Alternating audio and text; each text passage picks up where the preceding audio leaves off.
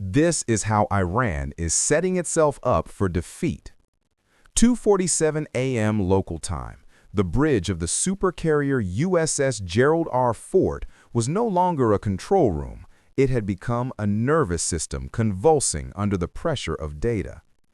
On the AN/SPY-6 tactical screens, the Persian Gulf sky was no longer the blue of night, but a blazing red electromagnetic storm. 50 cruise missile vectors were tearing through the dense air of the Strait of Hormuz. Mach 0.9, distance 30 miles. In a space as narrow as 2 nautical miles, this 100,000-ton Leviathan was not a warship. It was a solitary block of steel amidst the gunfire. The question was no longer how to dodge, because physics doesn't allow a supercarrier to make sharp turns. The question now was how to bend reality in a bottle. 2:48 a.m. The 14,000-foot-high Zagros cliffs are more than just terrain for the command center in Tehran. They are natural radar amplification stations, where they weaponize the geology. Ford's radar pulses, when striking the limestone, don't reflect linearly. They shatter, creating a dense clutter so thick that even a seagull could be mistaken for a nuclear warhead. It's national-level tactical gaslighting.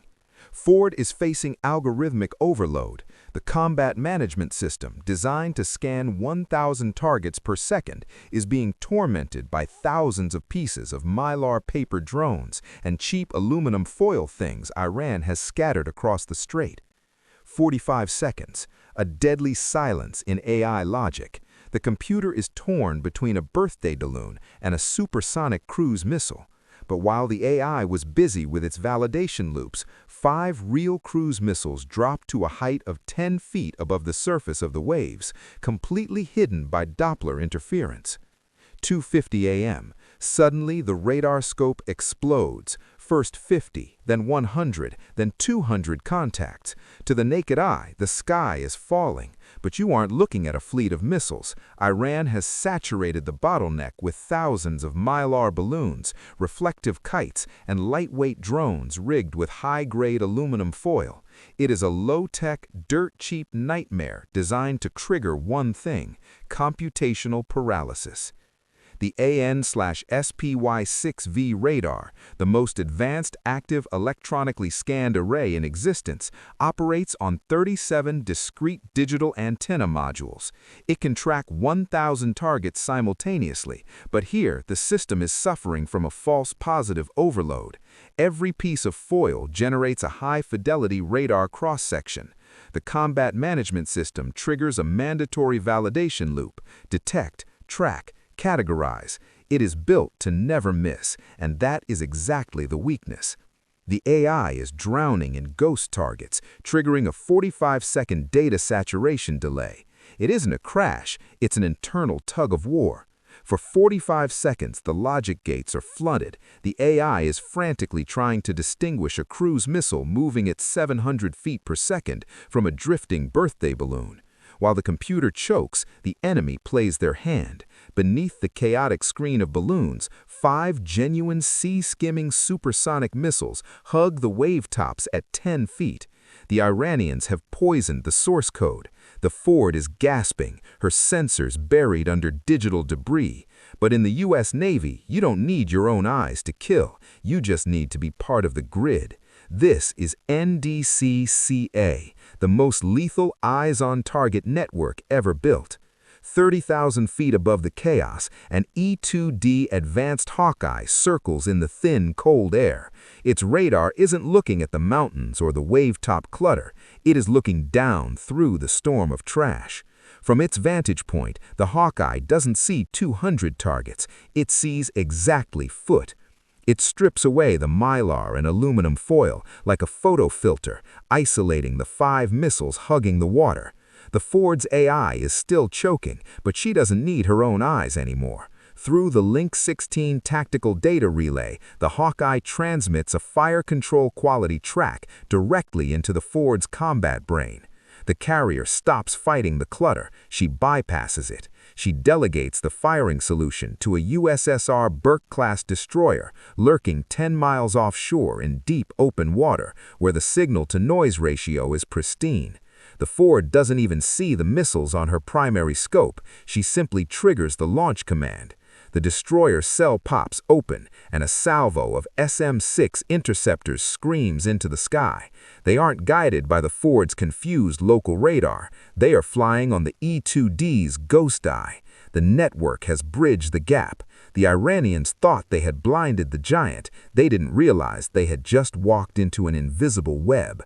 And the Spider, the entire U.S. Navy, is already pulling the thread. 2:51 a.m. The SM-6 interceptors punch through the sky, but the 5 dark missiles pull a desperate maneuver, dropping to 5 feet above the waves, attempting to slide underneath the radar horizon. They are 5 miles out. The Ford system, fed by the Hawkeye's data, tracks the terminal dive, 5 seconds to impact. The Ford doesn't fire a single bullet. Instead, a silent aperture on the island's superstructure slides open. HELIOS cam online. The laser doesn't fire a projectile. It fires 60 kilowatts of coherent photons. It travels at 186,000 miles per second. There is no trail, no boom of a launch. There is only the speed of light. In a microscopic fraction of a second, the laser bores a white-hot hole through the missile's seeker apertures. It doesn't need to shatter the airframe. It only needs to cook the infrared sensor array behind the nose cone. 2 seconds to impact. The sensors melt. The guidance computer, flooded with heat noise, loses its lock. The missiles, flying blind at 600 knots, lose their equilibrium. They don't detonate, they tumble. The 5 multi-million-dollar warheads cartwheel mid-air and slam into the Persian Gulf like dead weight, sinking into the abyss 500 feet from the Ford's beam. The ship doesn't even shudder. 2:53 a.m. The swarm is gone, but the trap has another layer. Deep beneath the Ford's keel, the ocean wakes up. Iran has been seeding the Hormuz Channel with EM-52 programmable bottom mines. These are smart acoustic sensors. They don't just explode on contact. They listen for the distinct low-frequency hum of the Ford's twin nuclear reactors. 3 minutes to the kill zone. The Ford sonar arrays scream. Multiple acoustic signatures detected.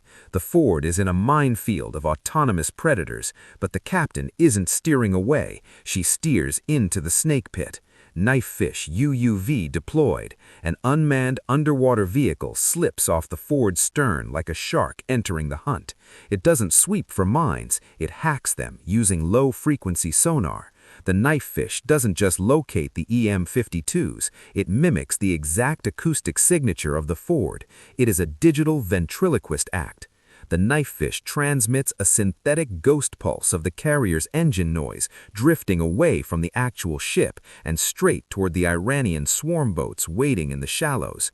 The EM-52 mines, sensing the carrier passing right over their trigger sensors, detonate with a blinding underwater shockwave. Boom! The shockwave doesn't hit the Ford, it shatters the seabed beneath the Iranian swarm boats. Their own mines, tricked into an early violent birth, vaporize their own picket line. The water erupts in a 200-foot geyser, and the Iranian operator screams, though black. It is a cold-blooded masterstroke, using the enemy's own smart weapon to clear their own path to hell.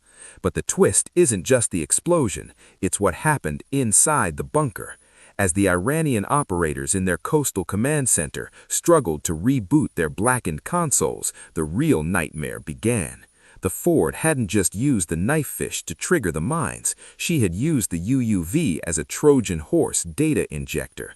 While the knife fish was mimicking the carrier's acoustic signature to lure the mines, it was simultaneously broadcasting a high-gain, short-range burst of digital code directly into the underwater acoustic modem network that the Iranian minefield used for command and control. The Ford's combat management system, now running on a quantum-accelerated validation loop, didn't just disable the mines, it retasked them.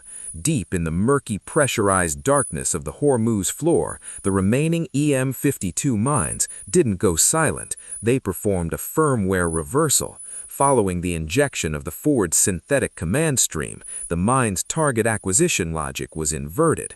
The mines, designed to hunt the low-frequency hum of a massive nuclear reactor, were suddenly reprogrammed to hunt the high-pitched, erratic cavitation of the very Iranian high-speed attack boats that had deployed them.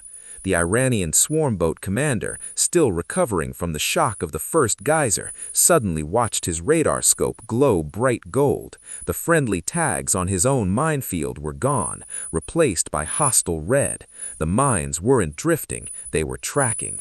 In the command center, the Iranian officers watched in horror as their own internal communications network began to loop back on itself. The Ford had achieved a full-spectrum digital dominance. She had turned their entire underwater perimeter into a trap for its own creators. One by one, the high-speed boats began to accelerate, trying to outrun the ghosts they had laid on the seabed. But the EM-52s were faster. The water began